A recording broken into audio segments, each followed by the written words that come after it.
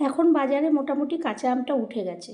তো কাঁচা আমের অনেক রেসিপি করার আগে একদিন হলেও এরকম একটা কাঁচা আমের আমসত্ত্ব বানিয়ে দেখবেন, খেতে এবং খাওয়াতে আপনার খুবই ভালো লাগবে। তো নমস্কার বন্ধুরা, বং কিচেন নতুন একটা রেসিপিতে আপনাদের স্বাগত জানাই।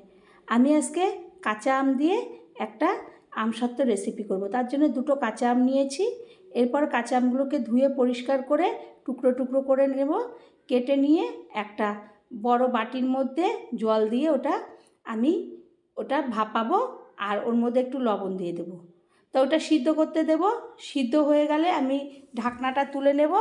আর এখন যেহেতু খুব কচি আম, এখনও আঁটি তৈরি হয়নি, সেই কারণে আম প্রায় 5 মিনিটের মধ্যে একদম নরম তুলতুলে হয়ে যায়। তো তারপরে আমি একটা হাতার সাহায্যে আমের জলগুলো ঝরিয়ে একটা প্লেটের মধ্যে তুলে নেব। এইভাবে আমি আমসত্ত্বটা তৈরি করব। তো আমরা তো অনেক কিছুই করে থাকি আম দিয়ে, তা করব এখন যখন আম উঠে গেছে।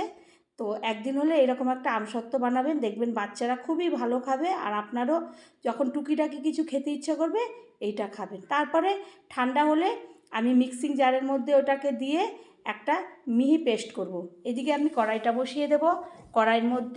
কড়াইটা একটু গরম হবে কি হবে না, তার মধ্যে আমি আমের পাল্পগুলো দিয়ে দেব।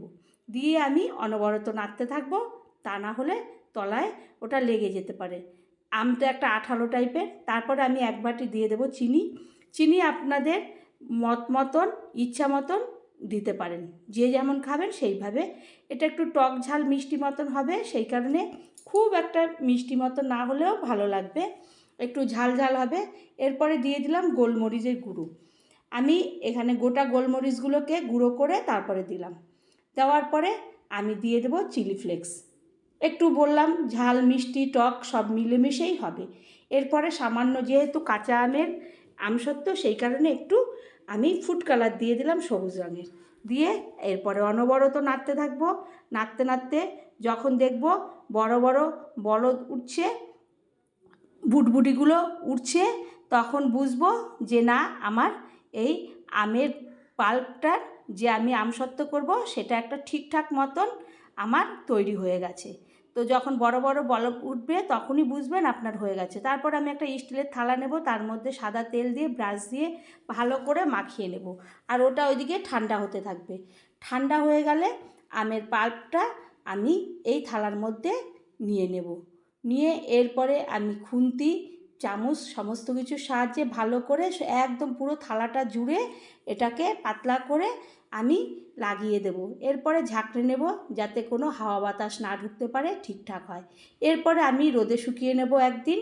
রোদে শুকিয়ে আমার যখন এটা একদম পাতলা ফিনফিনে হয়ে আসবে, একদম পেপারের মতন হয়ে যাবে, তখন বুঝবো আমার এই আমসত্ত্বটা ঠিকঠাক করে হয়ে গেছে। তখন আমি রোদ থেকে নিয়ে আসবো নিচে, যখন করকরের মতন হয়ে যাবে। তারপরে আমি ওটাকে আলতো হাতে সুন্দরভাবে এপিঠ থেকে ওপিঠ তুলে নেব। নিচেরটা আলগা আলগা করে তুলব, তারপরে একটা ছুরির সাহায্যে পিস পিস করে কাটবো। তারপরে আমি রোলের মতন এটাকে করে নেব। যেহেতু গরম অবস্থায় এটা করলে বেশি ভালো হয়, বা ঠান্ডা করে নিলেও হয়। যখন একদম পেপারের মতন এপার ওপর দেখা যাবে তখন বুঝবেন আপনার হয়ে গেছে, তখনই আপনি ওটাকে আলতো করে তুলে নেবেন। এরপরে আমি মুড়ে নেব, রোল করে নেব। রোল করে একটা প্লেটের মধ্যে তুলে নেব। তো বন্ধুরা, এই কাঁচা আমের সিজন পড়তে পড়তে একবার হলেও এরকম একটা আমসত্ত্ব করবেন। আর করলে এত সুন্দর লাগবে, আপনার যখন খাওয়া দাওয়ার পরে কিছু খেতে ইচ্ছে করবে, এটা মুখে দেবেন, দেখবেন খুব ভালো লাগবে। টক ঝাল মিষ্টি দুটোই হয়, আর বাচ্চারাও দেখবেন খুব ভালো খাবে। তো একবার হলেও করবেন। আর চ্যানেলটি সাবস্ক্রাইব না করলে সাবস্ক্রাইব করবেন, লাইক শেয়ার কমেন্ট করবেন, পাশে থাকা বেল বাটনটি টিপবেন, তাহলে যে কোনো রেসিপি আপনার কাছে আগেই পৌঁছাবে। এইভাবে আমি সমস্ত আমসত্ত্বগুলো এই কাঁচা আম দিয়ে যে আমসত্ত্ব সেটা আমি করে নেব, করে আমি প্লেটের মধ্যে তুলে নেব। তো ভালো লাগলে আবারও কোনো রেসিপিতে দেখা হবে। ততক্ষণের জন্য ভালো থাকবেন, সুস্থ থাকবেন, ধন্যবাদ।